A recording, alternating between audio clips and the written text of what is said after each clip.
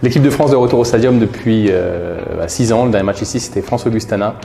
À l'époque, une équipe de collège pour un test match. Pour certains fans, certains licenciés ont eu l'occasion de faire la découverte de ce stade pour le 25e Castle de Diamant. Et ils auront l'occasion de revenir l'été prochain. Alors, je suis Benoît Dartois, je suis le responsable de l'exploitation du stadium ici à Villeneuve d'Ascq où nous accueillons avec plaisir la Fédération française de football américain qui va organiser demain une rencontre internationale entre la France et la Serbie. C'est avec plaisir qu'on accueille cette rencontre, puisque le dernier souvenir que l'on avait, il remonte déjà à 2013.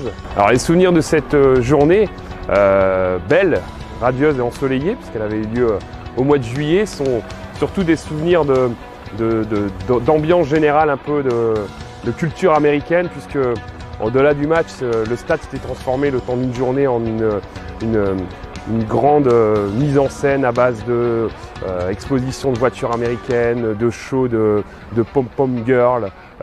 Et puis voilà, l'ambiance avait été très festive, les tribunes avaient été bien garnies, puisque de mémoire c'était une affluence aux alentours des 8 à 9 000 spectateurs qui avaient été réalisés sur cette rencontre. Donc oui, des souvenirs surtout de fêtes et de bonne ambiance. Le stadium, c'est un élément important pour nous, pour l'équipe de France, pour la fédération.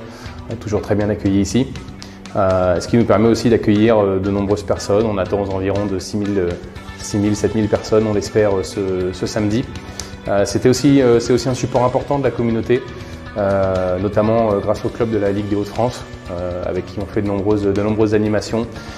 On aura vu aux environs de 1000 enfants, des enfants de tout âge cette semaine, pour leur faire découvrir les activités de la fédération.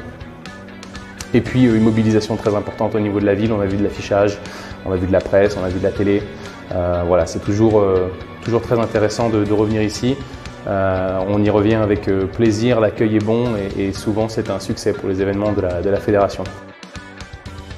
La parenthèse de 6 ans, elle était un peu longue. On a eu un peu de difficulté pour se retrouver, mais depuis l'été dernier, on a de nouveau fait battre le ballon ovale du football américain ici au stadium, et c'est avec grand plaisir qu'on s'inscrit dans cette lignée-là. Donc oui, effectivement, la finale du championnat de France en juin dernier.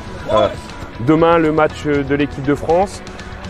De nouvelles fois, la finale du championnat de France en 2020, donc oui, c'est une belle histoire qui est en train de s'écrire avec le football américain, qui est une discipline que l'on souhaite vraiment accompagner ici sur nos installations.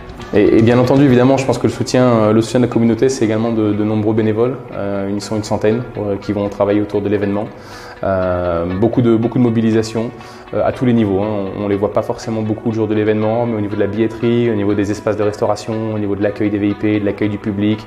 Alors voilà, c'est une très nombreuse équipe qui viennent nous aider. Parce que concrètement, aujourd'hui, nous n'aurions pas cette capacité à pouvoir travailler sur le stadium de Villeneuve d'Ascq sans leur support. Donc c'est un élément déterminant et très important des installations ici. Ouais, le stadium, c'est à peu près 200 000 visiteurs à l'année, c'est à peu près 2500 pratiquants sportifs chaque semaine. C'est devenu un site de pratique sportive au quotidien. C'est un lieu de pratique avant d'être un lieu de spectacle, mais sur certains marchés, typiquement le football américain, le rugby ou également l'athlétisme, le stadium garde cette capacité de pouvoir accueillir de l'événementiel de grande envergure, au rayonnement national et international. Donc c'est un équipement qui a un modèle d'exploitation très pluridisciplinaire. On y fait du sport, on y fait également des séminaires d'entreprise et on y développe tout un ensemble d'événementiels plutôt sportifs et ludiques à base de courses pédestres, de couleurs ou de courses à obstacles et encore d'autres concepts qu'on garde dans les cartons mais qu'on va prochainement déployer.